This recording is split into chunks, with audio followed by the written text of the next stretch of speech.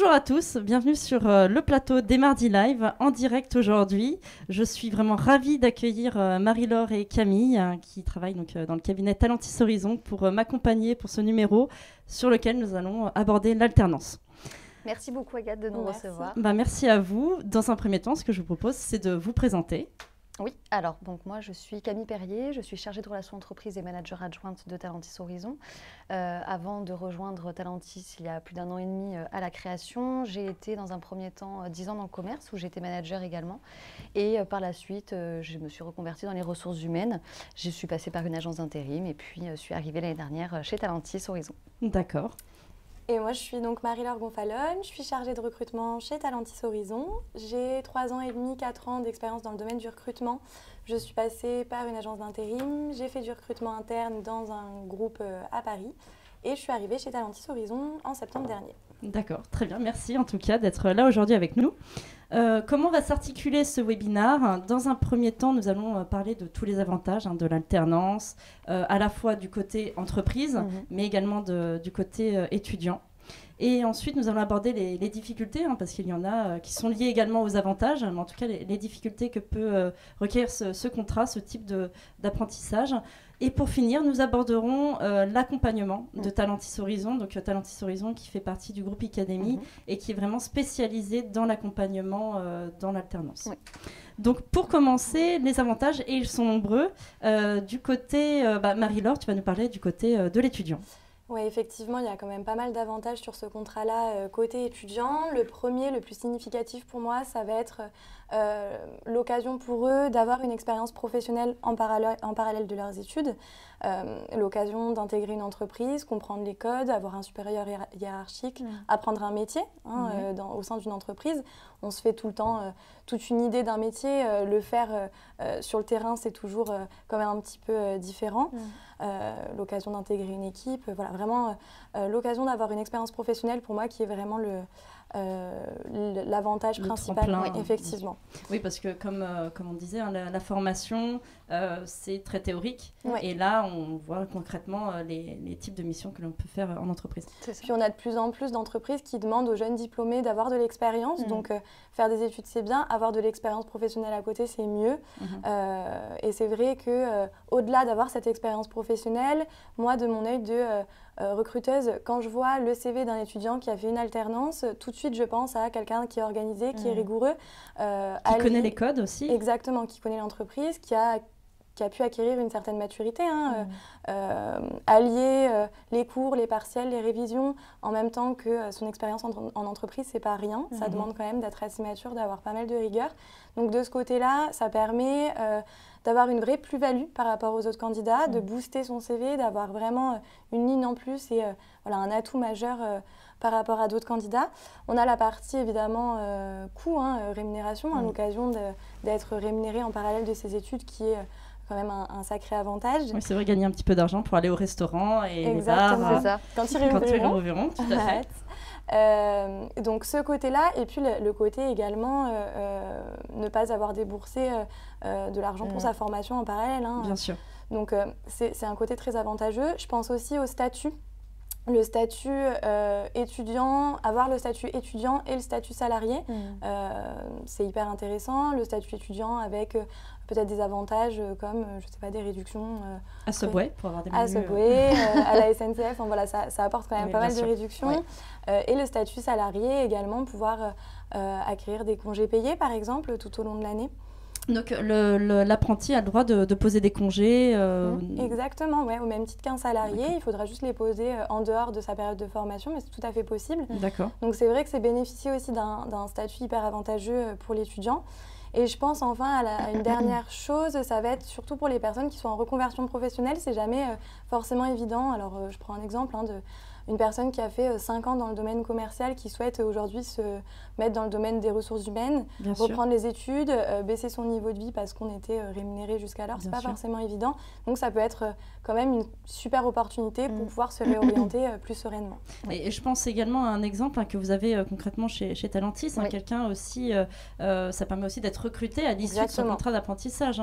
Typiquement, il y a Christopher chez Talentis Horizon qui a été apprenti. Vous pouvez nous en dire un petit peu plus? Oui, tout à fait. Alors Christopher, il a été été embauchée en alternance. Reconvertir, contrairement, je dirais, à une formation plutôt classique où peut-être qu'on fait 5 ans d'études dans les RH et à l'issue, on se rend compte, il n'est jamais trop tard. Mais en tout cas, ça permet de gagner un petit peu de temps sans aussi. savoir vraiment que si ça nous plaît ou pas, puisqu'on n'est pas confronté. Et souvent, les stages ne permettent pas d'avoir assez de recul et de visibilité. Ou des missions assez responsabilisantes également. Très bien, donc beaucoup d'aspects bénéfiques du côté de l'alternant, mais j'imagine également, Camille, du côté de l'entreprise. Oui, tout à fait. Il y a 3 grosses parties pour moi qui sont vraiment très avantageuses pour l'entreprise sur le contrat d'apprentissage. Ça va être sur l'aspect humain, l'aspect financier et l'aspect flexibilité et sécurité du contrat. Déjà, au niveau de l'humain, il faut savoir que ce contrat, il vise un public entre 16 et 29 ans révolus. Donc ça cible un public vraiment large qui permet d'avoir à la fois des jeunes qui sont en continuité d'études, qui n'ont jamais fait d'alternance et qui veulent se professionnaliser justement par ce biais-là, mais également des publics plus mûrs, plus expérimentés, qui se reconvertissent ou tout simplement qui décident de valider un petit peu leur expérience par la formation, par l'intermédiaire du contrat d'apprentissage. Donc l'apprentissage, c'est jusqu'à 29 ans, mais qu'en est-il des personnes de plus de 29 ans? Est-ce qu'il y a quand même un dispositif qui leur permet de pouvoir faire de l'alternance aussi? Oui, tout à fait. Alors déjà, il faut savoir que le contrat de professionnalisation est accessible à des personnes au-delà de 29 ans. D'accord. Et après, le contrat d'apprentissage, lui, il peut, les personnes qui ont un statut RQTH, donc travailleurs handicapés, sont éligibles au contrat d'apprentissage. Au-delà de 29 ans? Au-delà de 29 ans. Il y a aussi les sportifs de haut niveau, il me semble. Et les sportifs de haut niveau, oui, tout à fait. D'accord, très bien. Et donc ça, c'est l'aspect humain aussi, qui permet pour les entreprises d'avoir ce sang neuf, je dirais, aussi au sein de leurs équipes. Il y a d'autres avantages pour une entreprise? Oui, complètement.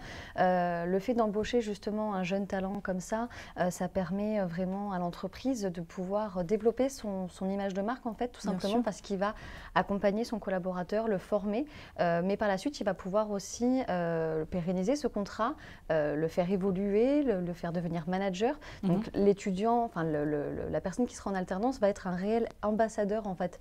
Et le bouche à oreille, ça va très vite. Donc il va y avoir une réelle identité, une réelle culture et de réelles valeurs qui vont être véhiculées, en fait, par l'entreprise. À travers cet apprenti. À travers le contrat d'apprentissage. Et puis, comme tout, aujourd'hui, on sait à quel point les notes ont une importance. On note tout, les restaurants, les visites, etc. Même un jeune qui recherche une entreprise pour l'accueillir en apprentissage va sans doute et peut le faire, regarder les commentaires d'employés ou d'apprentis. Donc c'est important aussi de valoriser cette voix au sein de son entreprise et ne pas la mettre de côté. D'accord. Très bien. Je vois même du côté étudiant, c'est vrai qu'on a de plus en plus sur les réseaux sociaux, ça peut être sur Facebook, sur LinkedIn en l'occurrence, des groupes d'étudiants qui s'entraident un peu à rechercher des alternances, des stages. Et c'est vrai que les étudiants en alternance, c'est vraiment les meilleurs ambassadeurs des entreprises. Quand ça se passe bien, c'est souvent eux qui vont à la recherche de la succession aussi d'autres alternants. Et c'est vrai que rien de mieux pour ces étudiants-là que d'avoir une personne en interne qui va pouvoir leur expliquer concrètement comment ça se passe dans l'entreprise. Oui, donc aussi pour les futurs alternants qui recherchent une alternance, pourquoi pas leur donner comme conseil de se rapprocher et de chercher sur LinkedIn ou, comme vous dites, sur des groupes qui existent et se mettre en contact avec des alternants qui sont actuellement dans les entreprises. Donc c'est très important pour une entreprise de chouchouter, je dirais, un petit peu ces étudiants qui sont au sein de leur entreprise. Très bien. Et justement, dernier point sur l'aspect humain, ça va être aussi la possibilité de diminuer son turnover, justement. Un petit peu pour les mêmes raisons, c'est-à-dire que cet apprenti qu'on va accompagner, qu'on va former et s'il le souhaite, on va pérenniser, ça permet effectivement de diminuer le turnover, de faire en sorte que les collaborateurs soient plus fidélisés et qu'il y ait une réelle culture d'entreprise. Je prends un exemple, on travaille avec un client qui, depuis toujours, en fait, a un réel cursus d'intégration. On appelle ça un petit peu la pépinière d'alternance. Il recrute par le biais du contrat d'apprentissage, il accompagne ses collaborateurs, les fait évoluer et aujourd'hui, cette société a de multiples anciens apprenants qui sont vraiment sur des postes très techniques. Oui, bien sûr, parce qu'ils ont cette historique, cette ancienneté, je dirais, qui leur permet d'être plus responsabilisés. Et ça me fait penser aussi également, l'avantage aussi, c'est vraiment aussi de transmettre des anciens vers les jeunes pour une entreprise, comme tu parlais du turnover, mais aussi certaines personnes ont des connaissances au sein de l'entreprise qui sont parfois uniques et qui sont les seuls à le détenir. Et d'avoir des alternants comme ça jeunes, ça permet à la fois pour cette personne qui peut-être des années d'expérience, à la fois de rajeunir un petit peu sa manière de penser, et puis d'avoir des acquis aussi neufs. Et puis pour ce jeune, d'avoir toute cette expérience et de la transmettre au sein d'une entreprise, c'est vraiment des choses qu'il est compliqué de garder. Je m'interroge juste 2 secondes, je vois qu'il y a pas mal de questions sur l'accompagnement pour la recherche d'une alternance, comment nous aider, etc. Nous aborderons tous ces aspects de l'accompagnement pour trouver une alternance chez Talentis Horizon plus tard dans l'émission. Tu parlais donc dans un premier temps donc, de l'aspect humain au sein de l'entreprise, tous ces avantages de l'alternance. Il y a aussi un aspect coût pour une entreprise. C'est un contrat, alors on parle du contrat d'apprentissage et du contrat de professionnalisation. Le contrat d'apprentissage étant le contrat de prédilection des entreprises puisqu'il est vraiment très compétitif. Effectivement, en fait, la rémunération du salarié, donc de l'alternant, va être régie en fonction de son âge, donc ça va être un pourcentage du SMIC. Et en plus de ça, il va pas avoir d'exonération, il va avoir des exonérations en fait sur le salaire.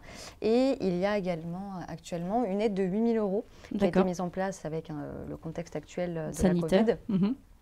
8 000 € en fait pour l'embauche d'un alternant majeur jusqu'au 28 février 2021. Il va être prolongé jusqu'au 31 mars. Le décret va être prochainement signé. D'accord.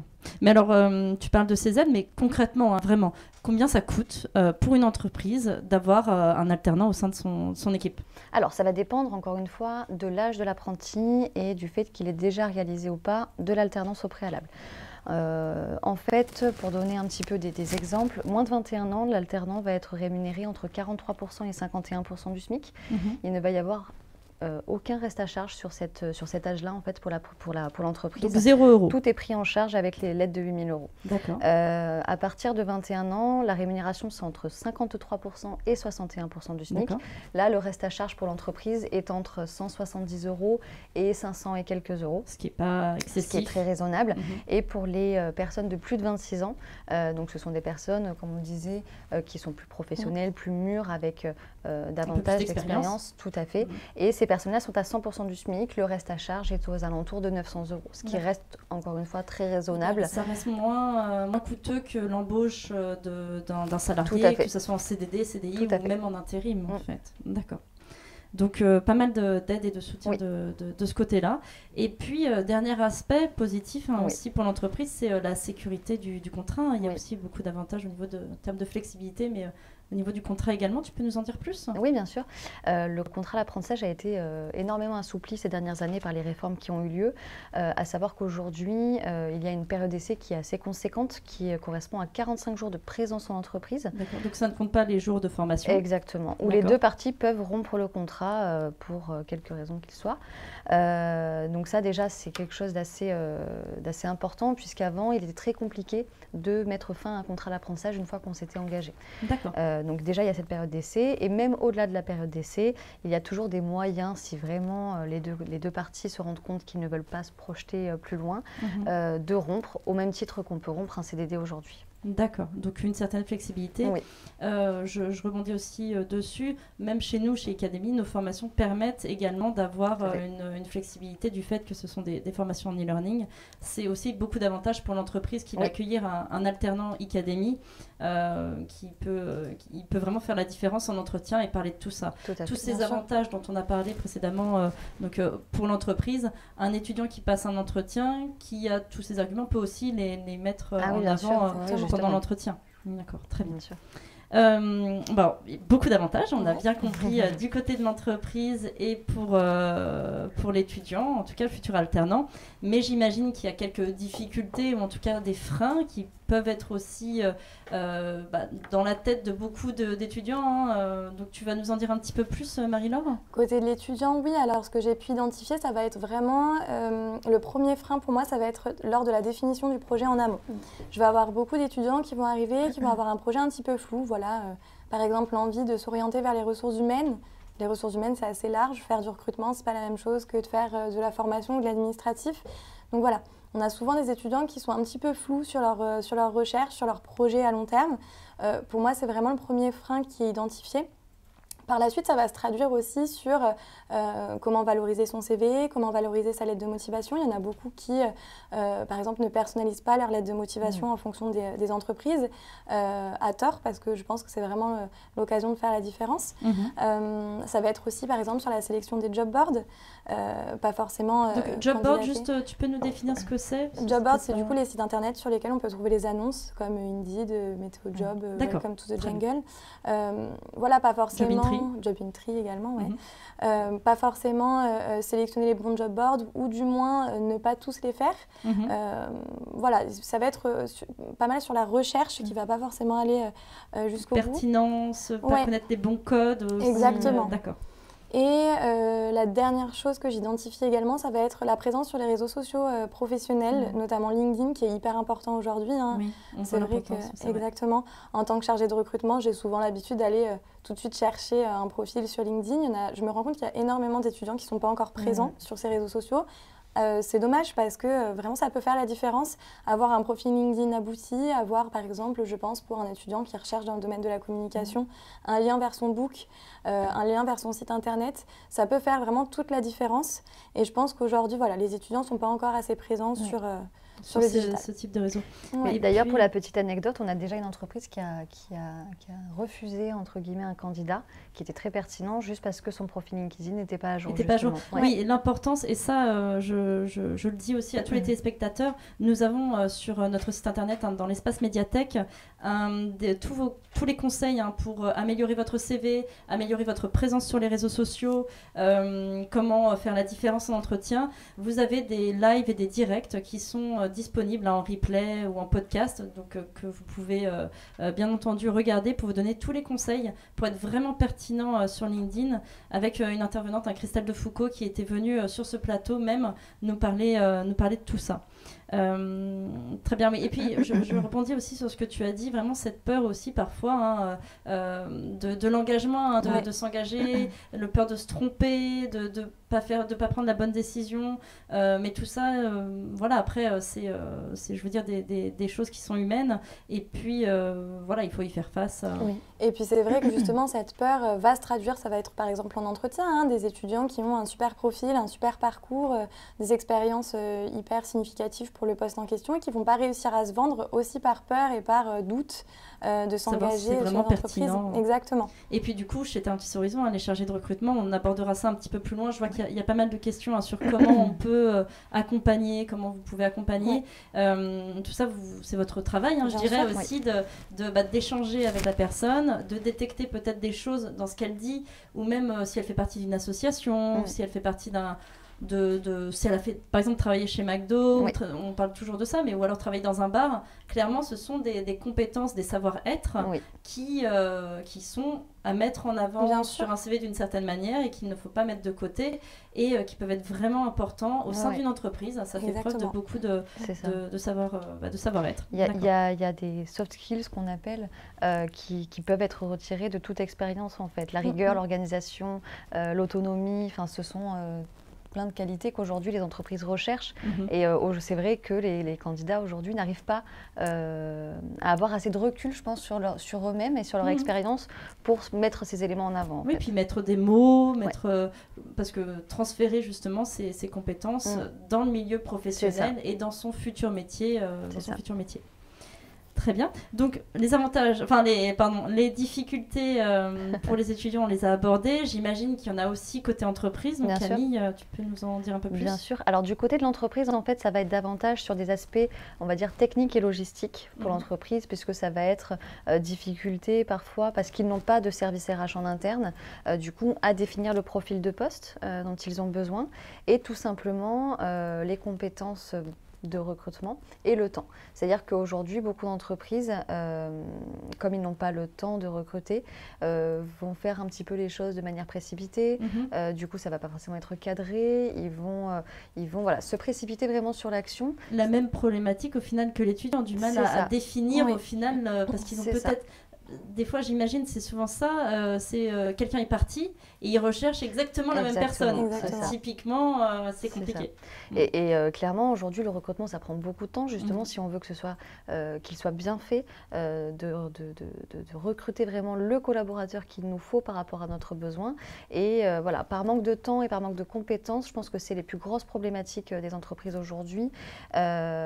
Aussi, difficulté à attirer les candidats, justement, vraiment en adéquation avec leurs besoins.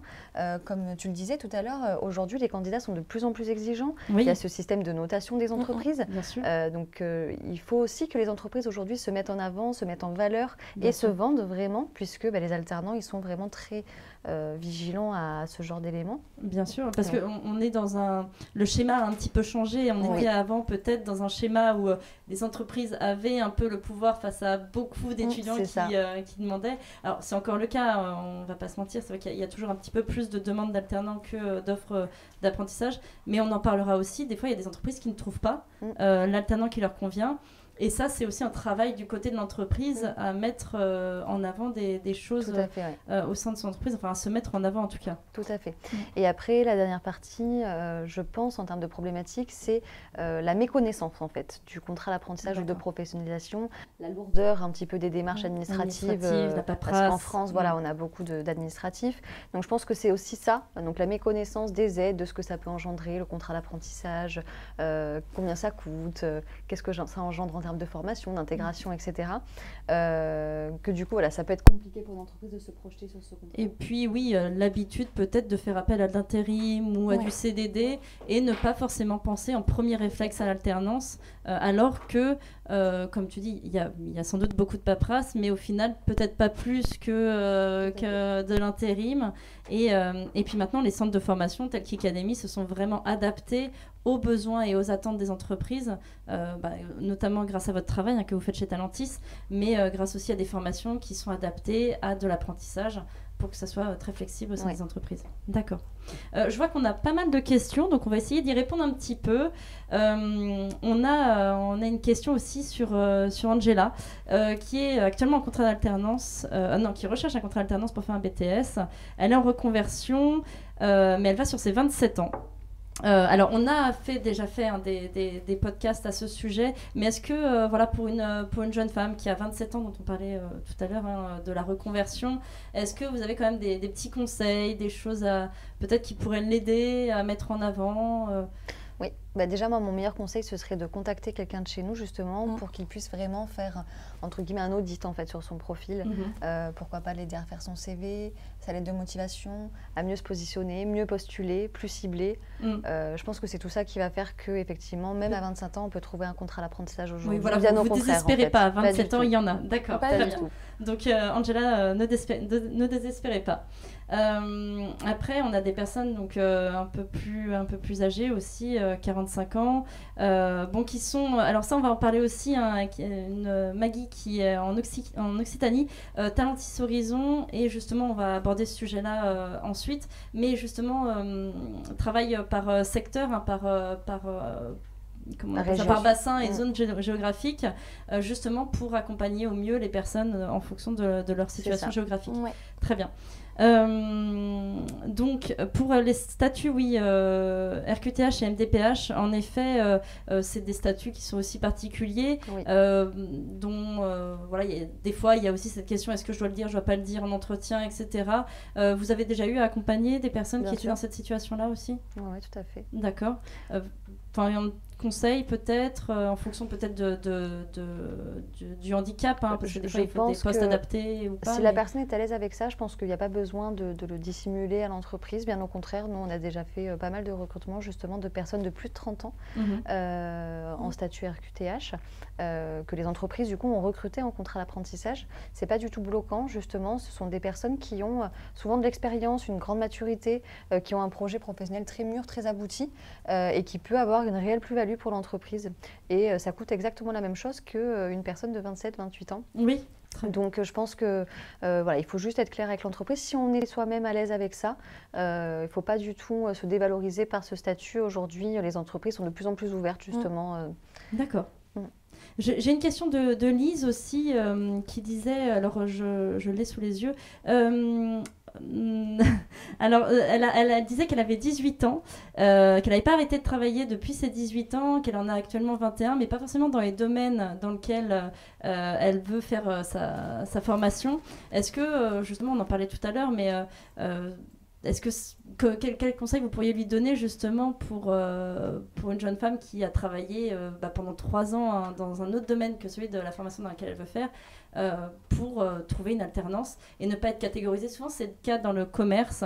On a par exemple travaillé 3 ans dans une boutique et du coup, on nous catégorise un petit peu dans commerce alors qu'on veut peut-être travailler dans les RH. Quel conseil vous donneriez à ce genre de profil?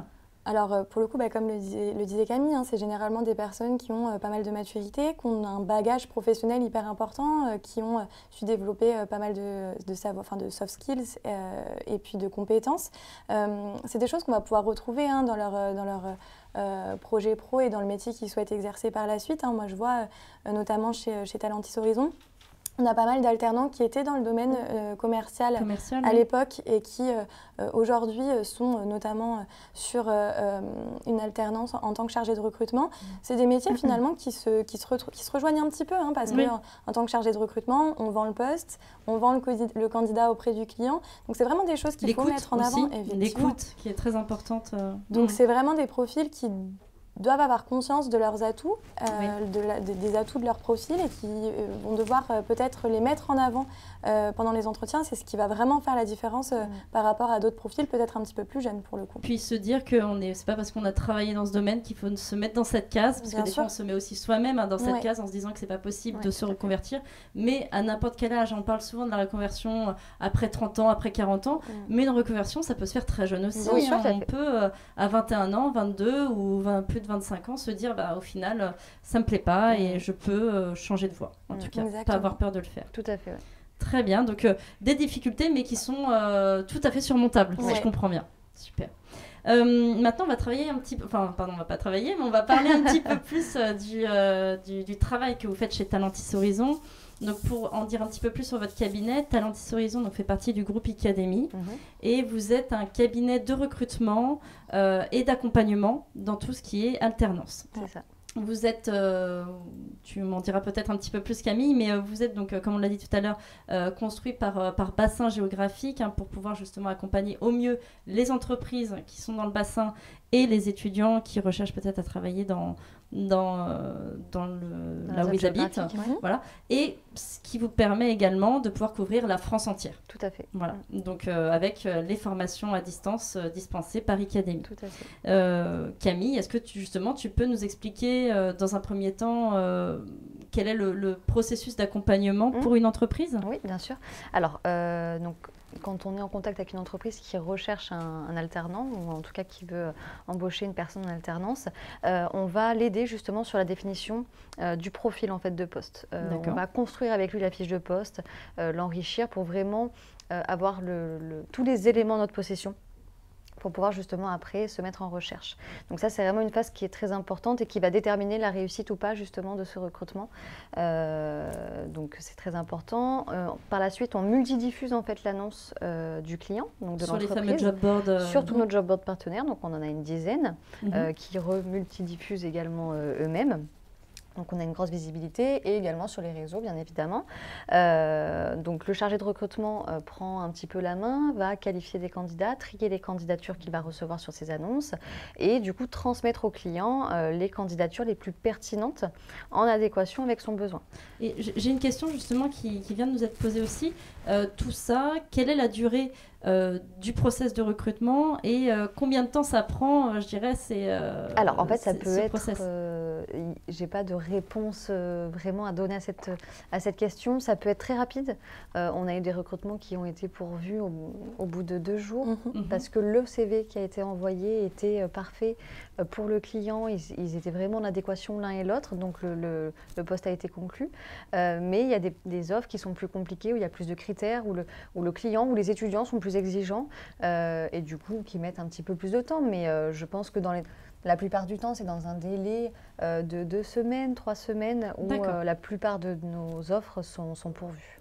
Après, effectivement, ça va dépendre des processus de recrutement de chaque entreprise. Il va y avoir des entreprises qui vont avoir besoin juste d'un entretien d'1 heure pour faire leur choix. Il y en a d'autres qui vont préférer faire un premier entretien d'1 heure, un deuxième entretien avec les opérationnels et peut-être un petit cas pratique. Ça dépend en fait, il n'y a pas de réponse effectivement. Du coup, est-ce que vous conseillez pour les entreprises, parce que comme tu disais tout à l'heure, il y a beaucoup de démarches et ils ne savent pas forcément comment s'y prendre.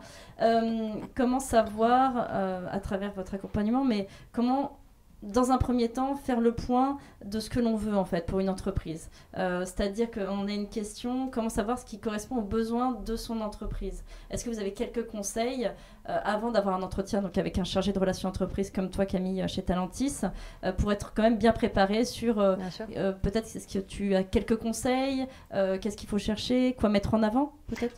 L'entreprise en fait, donc le dirigeant ou la personne qui va recruter doit se poser les questions à savoir de quoi j'ai besoin, quelles sont les compétences dont j'ai besoin ou au-delà de ça, quelles sont les missions à réaliser en fait. Partir vraiment de quelque chose de global pour au fur et à mesure, un petit peu en mode entonnoir exactement. Le contexte, est-ce que c'est pour un remplacement, est-ce que c'est pour une création de poste parce que quelqu'un part, quelles sont les compétences dont on a besoin, quelles sont les missions qui vont être réalisées par la personne et à ce moment-là définir vraiment au fur et à mesure le profil de poste. Mais il faut avoir un premier constat effectivement. Bien sûr, il faut déjà avoir un premier constat. Une autre question qui nous est posée, qui est pertinente, qui est liée aussi au bilan que vous allez faire, comment définir le rythme en fait? C'est-à-dire que ça c'est aussi le travail d'un chargé de relations entreprises parce qu'il y a la formation. Et puis, il y a le temps de présence que certaines entreprises veulent. Et puis, en plus, il y a plein de rythmes qui existent. On entend souvent 1 semaine, 3 semaines, 2 jours, 3 jours. Comment une entreprise peut analyser ce dont elle a besoin? Alors, nous déjà, petite précision, c'est important de le savoir, mais justement, comme tu le disais Agathe, nos formations permettent d'être très flexibles justement sur le calendrier de formation et donc de le créer sur mesure avec l'entreprise en question. Donc déjà, c'est très important. Pour pouvoir vraiment avoir le meilleur rythme possible pour l'entreprise, il faut qu'elle se pose sur est-ce que justement déjà elle veut des présences hebdomadaires ou plutôt journalières. Exactement. Parce que quand l'apprenant n'est pas là pendant 1 semaine complète, quand il revient, il y a une période d'adaptation, etc. Puis des missions, s'il est responsabilisé sur certaines missions qui sont importantes, s'il a besoin de les faire toutes les semaines, il faudra établir un rythme peut-être. C'est ça, exactement. J'allais en parler justement, les missions sur lesquelles qui vont lui être confiées. Si l'entreprise également a des saisonnalités, tous ces éléments vont être très utiles justement sur la construction définition du besoin. D'accord. Très bien. Tu parlais donc du processus au sein des entreprises. Donc, une fois que vous avez défini cette visibilité, mais j'imagine que vous avez déjà dans votre vivier aussi des étudiants. Donc vous pouvez envoyer directement. Bien sûr, oui. On ne diffuse pas toutes nos annonces, effectivement, parce que dans un premier temps, on va. Je te laisse peut-être prendre la parole, Marie-Laure, parce que c'est toi qui t'en occupe. De mon côté, ça va être un petit peu la même chose que Camille. Ça va vraiment être dans l'accompagnement de l'étudiant. Dans un premier temps, ça va être prendre contact avec lui, faire le point sur leur projet, peut-être le réorienter. On parlait parfois d'un projet un peu flou, donc ça va être réorienter ces personnes-là et ensuite les guider vers telle ou telle formation en fonction de leur profil. Effectivement, ça va être des personnes qu'on va avoir dans notre vivier, notamment des étudiants qu'on sent vraiment mûrs sur le projet. Donc ces personnes-là, on va pouvoir directement les transmettre aux entreprises en question. Et les étudiants qui demandent peut-être un accompagnement un peu plus poussé, on va peut-être refaire leur CV, les accompagner effectivement sur leur profil LinkedIn, ce genre de choses. Mais effectivement, on va vraiment être dans l'accompagnement de ces étudiants-là, autant bien sur leur projet, sur la définition de leurs atouts par rapport aux entreprises en question et ensuite pousser leur profil vers telle ou telle entreprise. Et il y a aussi le côté, j'imagine qu'il y a aussi des étudiants qui vont voir des entreprises qui ont pu avoir un entretien avec une entreprise. Vous leur donnez des conseils sur comment bien se préparer aussi? Oui, bien sûr. Alors moi, je vais avoir ce rôle effectivement de coaching avant les entretiens, leur expliquer en fonction des fiches de poste comment orienter peut-être un petit peu plus leur parcours et comment parler de leurs expériences en entretien, comment valoriser leur parcours. Et après, évidemment, on reste très disponible avec Camille notamment, côté entreprise, pour pouvoir répondre à toutes leurs questions côté administratif, côté aide, ce genre de choses. Et est-ce que vous conseillez justement peut-être à des étudiants de se renseigner sur les aides en cours? Je vois qu'il y a une question qui dit si c'est officiel, l'aide si elle est officiellement prolongée. Pour le moment, c'était jusqu'au 28 février. C'est l'information que pratiquement tous les centres de formation ont eue, donc c'est quelque chose d'officieux pour le moment. Mais effectivement, ça devrait être signé et du coup être prolongé jusqu'au 31 mars. Pour l'instant, il n'est pas question de plus. Après, peut-être que le contexte sanitaire fera qu'il le sera à nouveau, mais on ne peut pas s'engager à ce niveau-là et vous donner plus d'informations que ce qu'on a nous-mêmes. D'accord, j'imagine. De toute façon, on le saura prochainement si l'issue c'est le 28 ou plus tard. Et au niveau du coup de l'accompagnement, donc entreprise, on a bien compris que vous travaillez vraiment en symbiose entre le chargé de relations entreprise et le chargé de recrutement. Donc dans l'accompagnement des deux, il faut chouchouter les deux, si j'ai bien compris, bien comprendre, être à l'écoute. Qu'est-ce que vous faites du coup ensuite? Enfin, si par exemple vous avez déjà eu, il y a déjà pas mal d'étudiants qui ont été envoyés sur des entretiens, est-ce qu'il y a des feedbacks? Comment ça se passe? Oui, en fait, vraiment, encore une fois, des deux côtés, mais côté entreprise, moi, c'est les entreprises avec lesquelles je suis en contact. Ils me tiennent informés déjà, à savoir est-ce que les candidatures qu'on leur transmet sont pertinentes ou pas, pour pouvoir justement, encore une fois, affiner notre recrutement et avoir une réelle plus-value en fait pour eux. Et on est vraiment en contact justement pour pouvoir faire avancer les choses, pour les accompagner aussi dans l'organisation de leur entretien. Encore une fois, ça m'est déjà arrivé, encore très récemment, de coacher un petit peu aussi ma cliente pour l'aider à mieux vendre sa structure, son activité, encore une fois, pour attirer aussi des candidats quand ils sont en entretien, pour faire en sorte qu'ils aient envie de réaliser l'apprentissage chez eux et de se projeter. Et par la suite, donc, on est en lien donc, comme ça pendant tout le temps du recrutement. L'entreprise recrute un candidat. Et nous, on va l'accompagner justement du coup sur toute la partie administrative du contrat d'apprentissage. On va réaliser les documents, donc le CERFA, la convention de formation, le calendrier, lui transmettre ces éléments. Lui n'aura plus finalement qu'à valider les informations qui sont dessus et le signer. Et on s'occupe également de la déclaration auprès de l'OPCO. Donc on est vraiment sur un rôle. C'est l'organisme qui finance la formation. En fait, l'entreprise n'a rien à financer du tout, que ce soit sur la partie formation de l'apprenti ou sur le service de recrutement que l'on propose. D'accord. Donc voilà, ce que vous proposez n'est ni payant du côté de l'étudiant, ni payant du côté de l'entreprise. Tout à fait. Une question qui nous a été posée aussi, est-ce qu'on peut démarrer à tout moment? Oui. Très bonne question. Oui, tout à fait. Justement, c'est un petit peu notre schéma du e-learning qui peut faire ça. On peut faire démarrer des alternants à tout moment de l'année, du coup les faire sortir également, et le rythme d'alternance du coup qui est flexible et créé sur mesure avec l'entreprise. Donc on n'est pas sur aussi dans le schéma classique de septembre à juillet sur des contrats. D'accord. Donc un étudiant qui aujourd'hui veut s'inscrire en formation peut tout à fait entamer des démarches et commencer son alternance aujourd'hui. C'est tout à fait possible. Donc ça, c'est très bien pour les entreprises aussi, comme tu parlais de cycles parfois au sein ou de saisonnalité. Oui. Pour des entreprises qui parfois ont des besoins aussi l'été, d'avoir un étudiant pendant l'été. C'est vrai qu'aujourd'hui, c'est très connu, les gens recrutent en septembre parce qu'ils ne connaissent que ça. Oui. Mais souvent, on a besoin justement que soit l'été, soit en septembre, les gens soient déjà opérationnels et autonomes.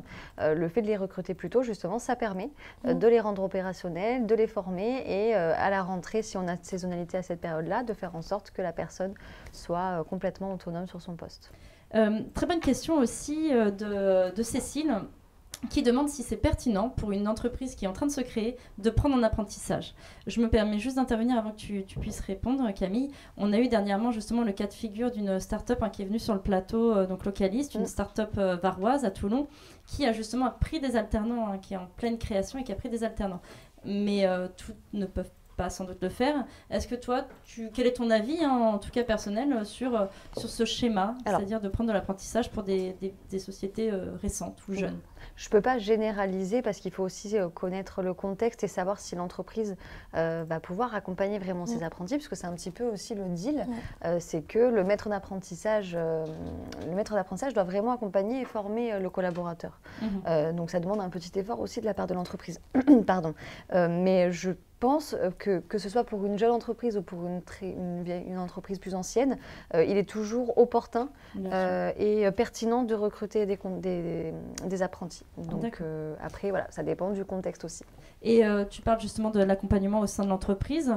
Il y a aussi un cadre légal à ça, si j'ai bien compris. Le fait d'avoir un tuteur. Est-ce que tu peux, ou Marie-Laure, ou toi, vous pouvez nous en dire un petit peu plus sur ce schéma ? Effectivement, au niveau du tuteur, côté Talentis Horizon et notamment Icademy, on va effectivement aussi accompagner l'entreprise une fois qu'elle aura embauché l'alternant sur effectivement l'accompagnement de ce tuteur, peut-être aussi parce que c'est des personnes qui n'ont pas forcément managé des alternants et comme le disait bien Camille, c'est des personnes à former, c'est des étudiants qui ne sont pas encore à 100% opérationnels sur leur poste et ça il faut vraiment l'avoir en tête. Donc c'est vrai qu'on va avoir cet accompagnement-là aussi de leur faire comprendre un petit peu leur rôle et puis les guider un petit peu là-dedans aussi. Quoi. Oui. Et du coup, pour la petite information, une personne ne peut avoir que 2 apprentis, donc ne peut être maître d'apprentissage que de 2 personnes. D'accord. Tout à fait. À part si c'est un redoublant, et dans ce cas-là, on peut avoir un 3e apprenti. Mais bon, après, on rentre dans des spécificités. Non, mais c'est bon à savoir en fait. Donc, pour une jeune entreprise, pourquoi pas ne pas faire appel à l'apprentissage ? C'est une très bonne solution parce que ce sont des compétences des jeunes qui se forment, donc ont envie aussi de donner beaucoup et d'apprendre énormément. Il peut y avoir aussi un petit aspect risque et ça, il faut le prendre en compte. C'est-à-dire que, comme tu disais Marie-Laure, ce sont des personnes qui n'ont pas forcément toutes les compétences et qui peuvent, des fois aussi, qui sont en apprentissage. Donc, ça dépend le besoin peut-être de cette start-up ou de cette jeune entreprise. Une autre question que l'on avait aussi, et pendant qu'on est dans les questions, une question sur la période d'essai en fait. On en a parlé tout à l'heure de ces fameux 45 jours de présence en entreprise. Si l'expérience se passe mal ou pas forcément bien, ou côté entreprise, côté alternant, est-ce que vous pouvez, déjà si vous avez déjà été confronté à ce cas de figure, et donner peut-être des conseils sur ce schéma-là ? Oui, bien sûr. Alors, on a déjà été confronté à des ruptures de période d'essai, alors pour X ou Y raison. Déjà, nous, on essaye effectivement de pallier à ça, à savoir que même après l'embauche de l'apprenti, Marie-Laure va contacter encore le candidat qu'elle a accompagné pour savoir si ça se passe bien, si son intégration se déroule de manière correcte, s'il est bien accompagné, justement formé. Et moi, pareil, du côté de l'entreprise, je vais avoir cet accompagnement, savoir si ça se passe bien, dans le cadre de leur collaboration. Après, ça peut arriver effectivement qu'à un moment donné, on se rende compte qu'il y ait au final un décalage, soit entre le poste et ce qui est réellement, ou tout simplement les compétences du candidat. Enfin, comme ça peut un être contrat classique au final.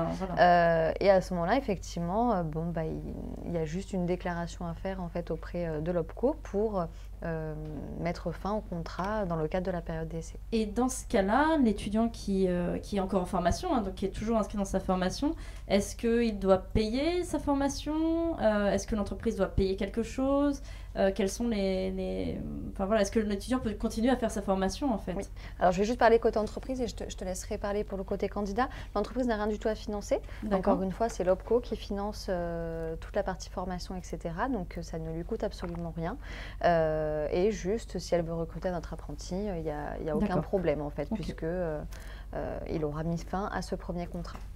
De notre côté, on va continuer effectivement à accompagner le candidat sur sa recherche d'alternance. C'est pas parce que ça ne s'est pas bien passé sur ce contrat-là que ce sera le cas pour la suite. On va lui laisser accès à quelques mois sur la plateforme. Ça va être 6 mois si c'est à l'initiative de l'entreprise, c'est ça. Et 2 mois si c'est à l'initiative du candidat. Et puis de toute façon, vous ne le laissez pas tout seul, j'imagine. Non, bien sûr. Ni l'un ni l'autre, voilà. Et d'ailleurs, je me permets de rebondir, ça fait partie effectivement de la flexibilité de ce contrat-là, ces fameux 45 jours de présence effective dans l'entreprise, ça peut être un avantage pour les entreprises parce que c'est quand même 45 jours, c'est pas rien. Ça permet vraiment de se rendre compte des compétences de l'alternant, mais je pars du principe que c'est aussi un avantage pour les étudiants. On parlait tout à l'heure du droit à l'erreur, du droit de se tromper, tout simplement. 45 jours, ça leur permet aussi de se rendre compte si le poste leur convient, si c'est quelque chose ou un métier dans lequel ils se projettent pour la suite. Donc clairement, pour moi, ça peut être un avantage pour les deux, quoi. Je rebondis sur ce que tu dis. J'ai vu une question tout à l'heure passer justement à ce niveau-là. Comment faire pour un étudiant qui, par exemple, a commencé à travailler au sein d'entreprise et qui se rend compte vraiment que c'est pas du tout sa voie? Est-ce que vous lui conseillez, enfin, bon, pareil, hein, c'est des cas particuliers, on ne peut pas généraliser, mais ça peut arriver, voilà, que quelqu'un se dise, le domaine des RH, hein, prenons l'exemple du domaine des RH, pensait qu'il y allait avoir peut-être un peu plus d'humain, et puis en fait il se retrouve dans un service où il y a peut-être un peu plus de paie, il n'y a pas de relation avec les employés. Vous lui conseilleriez peut-être de continuer dans cette voie? Question piège, hein, j'imagine, mais vraiment, voilà, il y a ce cas de figure qui peut apparaître. Une alternance, des fois, c'est un peu le Graal quand même, pour un étudiant qui a cherché pendant des mois et qui trouve un contrat et qui se rend compte qu'au final, c'est peut-être pas ce qu'il avait tant désiré. Alors moi je pense qu'effectivement c'est un peu du cas par cas finalement parce que je pense vraiment que faire des RH, que si on prend cet exemple dans une entreprise n'est pas forcément la même chose que de faire des RH dans une autre. Voilà. Va y avoir aussi beaucoup les valeurs de l'entreprise, l'ADN de cette entreprise-là. Donc il faut savoir se poser peut-être les bonnes questions. Est-ce que c'est vraiment le métier qui ne me convient pas ou l'entreprise en question? Bien sûr. Donc je pense que là en l'occurrence on a effectivement un côté Talentis Horizon, notre rôle à jouer de ce côté-là parce qu'on va être en contact avec l'étudiant pour faire le point effectivement sur quels sont ses doutes, pourquoi il se pose ces questions-là, et peut-être faire le lien avec l'entreprise aussi pour essayer d'ajuster les curseurs et puis essayer de trouver aussi un terrain d'entente. On se rend souvent compte que c'est donc des populations qui sont assez jeunes en règle générale, qui ont du mal un petit peu à communiquer. Ça fait toujours un petit peu peur d'aller voir son supérieur hiérarchique pour parler de ses missions. Donc je pense que nous, on a vraiment ce rôle à jouer chez Talentis Horizon. On est cet intermédiaire, ce facilitateur un petit peu de la communication entre l'alternant et le manager. Ouais. Oui, et puis très bonne remarque aussi que un de nos auditeurs a faite, c'est que, et ça vous avez aussi l'exemple, mais des fois l'alternance peut être un détecteur de besoins au sein de l'entreprise, c'est-à-dire qu'on a recruté un talent, il faut vraiment voir ça comme un talent, j'imagine, hein, les jeunes qui sont embauchés, et de se rendre compte qu'il y avait peut-être une lacune ou un besoin au sein de l'entreprise. Est-ce que vous avez déjà été confronté aussi à ce cas de figure, peut-être au sein d'une entreprise Oui, ça nous est déjà arrivé. Après, je pense qu'effectivement, quand on positionne un apprenti sur un poste, le fait qu'il est aujourd'hui, ce sont des jeunes qui sont très à l'aise avec le digital, qui peuvent apporter vraiment quelque chose. Et il y a eu effectivement des cas où certaines entreprises se sont rendues compte qu'effectivement, ils devaient développer telle ou telle partie parce que l'apprenti finalement aura un petit peu été à l'initiative de ça. Bien sûr, de projet, oui. Exactement. Et finalement, ça aura vraiment créé un besoin permanent. Donc soit l'apprenti finalement reste derrière et pérennise son poste, soit ils peuvent recruter aussi d'autres personnes en complément, mais c'est quelque chose qui peut se produire assez souvent, oui, tout à fait. Et puis je pense notamment à une entreprise qui a fait appel à nous. Elle avait initialement un poste en communication. On lui a présenté deux profils très différents, une personne en reconversion, une personne assez junior, et en fait suite aux entretiens ils ont décidé de prendre les deux parce que ça ouvre un petit peu les perspectives. Pour le coup c'est des profils différents mais hyper complémentaires. D'accord. Donc c'est vrai que ça peut faire de belles histoires aussi au niveau de l'alternance, quoi. D'accord, très bien. Je vois aussi qu'il y a des questions sur l'administratif, sur les démarches, le coût, etc. Là, j'invite vraiment les entreprises qui sont intéressées par ce format de prendre contact avec un chargé de relations entreprises qui pourra faire le point parce qu'il y a plein de critères. Il y a la taille de l'entreprise, il y a déjà le nombre d'employés aussi, le nombre de personnes en apprentissage. Donc, on ne pourra pas répondre à toutes les questions aujourd'hui. En tout cas, il y a des avantages, il y a des avantages liés aux aides de l'État et puis d'autres aides aussi liées à la taille de l'entreprise. Donc j'invite vraiment toutes les entreprises qui sont intéressées par ce format à contacter Talentis Horizon. On mettra le site internet bien entendu sur le replay. En termes donc on a parlé donc des difficultés, des avantages de l'accompagnement de Talentis Horizon. Est-ce que vous avez peut-être des anecdotes que vous trouvez pertinentes peut-être de partager avec nous, qui vous sont arrivées? Donc vous parliez des fois de succès comme ça, de personnes recrutées. J'imagine que vous avez sans doute déjà été confronté à des difficultés dans le cadre de ce métier-là. Est-ce que vous auriez certaines que vous aimeriez partager avec nous aujourd'hui ? Ah, tu me prends un peu au dépourvu. Moi, j'en ai une en tête pour le coup. Marie-Laure. Alors, c'est pas forcément moi qui m'en suis occupée, mais c'est une chargée de recrutement au sein de Talentis Tu peux Horizon. citer peut-être son nom? Qui s'appelle Camille, Camille Foucard, qui a pris contact avec une jeune fille qui travaillait initialement dans le domaine juridique, qui a eu envie de se réorienter dans le domaine de la data science, donc clairement rien à voir avec le domaine. Elle cherchait donc une alternance dans ce domaine-là. Très compliqué effectivement parce que absolument aucune expérience dans ce secteur et c'est vrai que les entreprises parfois rechignent un peu à prendre des personnes toutes juniors. Oui. Donc c'est vrai qu'à force de conseils et d'accompagnement de la part de Camille, elles ont pu peut-être revoir le CV, etc. Camille lui a conseillé notamment peut-être de trouver un petit stage court qui est un petit peu plus facile dans lequel elle a pu s'exercer un peu à ce métier-là et par la suite ça lui a ouvert des portes au sein notamment d'une entreprise dans le domaine juridique qui recherchait un data scientist. Ouais. Donc c'est vrai que ça fait partie des petites anecdotes qu'on aime partager parce que voilà, c'est il ne faut pas baisser les bras. Exactement. Et puis toute expérience est bonne à prendre surtout. C'est surtout ça aussi. Mais écoutez, on arrive bientôt à la fin de cette émission. En conclusion, c'est vrai que je vois, il faut rester curieux vraiment de tout ce qui nous arrive. Pour les entreprises aussi, il ne faut pas se dire que tout se fait côté candidat parce qu'on sait qu'à chaque fois, on le voit, hein, il y a beaucoup de stress, d'incompréhension du côté candidat ou de peur et de difficultés. Mais des fois, et ça peut arriver, il y a des entreprises qui ne trouvent pas, comme on disait, chaussures à leurs pieds. Et on a aussi beaucoup d'étudiants qui ont du mal, on le voit aussi à travers les questions qui nous sont posées aujourd'hui, qui ont du mal à trouver leur alternance. Qu'est-ce que vous aimeriez dire à la fois aux entreprises et aux étudiants qui sont confrontés à ces difficultés ? Nous, de notre côté, en fait, on va vraiment tout faire et mettre en place un accompagnement privilégié, justement, des deux côtés, pour leur permettre d'avoir le plus de chances possible. Après, effectivement, on n'est pas décisionnaire final sur ces recrutements, donc on ne peut pas engager un résultat sûr. Que ce soit aux deux parties. Par contre, voilà, on est force de conseil, on est professionnel dans nos domaines, donc on a cette capacité à s'adapter aussi à l'entreprise, aux candidats, à faire en sorte de les accompagner au mieux, de leur apporter des solutions pertinentes et adaptées à leurs besoins, à leurs problématiques. Et il ne faut surtout pas désespérer. Je pense qu'il faut juste certaines fois, quand on voit que ça fait trop de temps, peut-être ouvrir un peu ses critères. D'accord. Peut-être revoir ces exigences, peut-être juste qui peut être un petit peu trop élevées. Et je rebondis là-dessus. Ça nous arrive parce que bon, j'ai travaillé chez Talentis Horizon. Ça nous arrive aussi où des étudiants disent mais j'ai candidaté, j'ai postulé à 300 annonces, j'ai eu aucune réponse.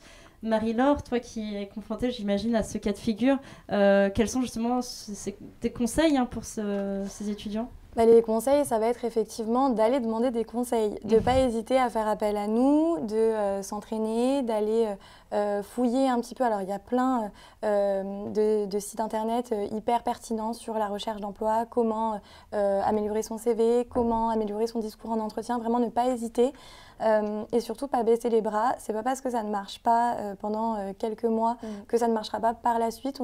On suit des étudiants pendant assez longtemps et puis un jour ça marche. Il suffit de rencontrer une entreprise avec qui ça se passe bien. Je pense notamment, il peut y arriver que ça soit simplement sur le secteur d'activité, des étudiants qui n'ont pas forcément beaucoup d'expérience dans le domaine, mais le secteur d'activité, ça leur parle, ils sont passionnés par ce domaine-là et donc ça marche au moment de l'entretien, donc vraiment pas baisser les bras. D'accord, merci. Donc restez curieux, ne pas baisser les bras, s'ouvrir à tout, ne pas hésiter à faire appel et à se faire accompagner, qu'on peut se former à tout moment, que c'est important de continuer à se former, à rester ouvert. Écoutez, merci beaucoup Camille et Marie-Laure pour votre présence et tous vos conseils. Merci à tous les auditeurs en tout cas et toutes les personnes qui nous ont regardés aujourd'hui. Comme on l'a dit, n'hésitez surtout pas à vous renseigner auprès du cabinet de recrutement, donc Talentis Horizon, à vous renseigner aussi auprès d'Icademy pour votre formation. Il y a des personnes qui sont là et qui sont présentes et qui tiennent à cœur, vraiment, ça leur tient à cœur de vous accompagner dans votre réussite. Donc, n'hésitez surtout pas. Il y a beaucoup de bienveillance. Donc, merci à vous.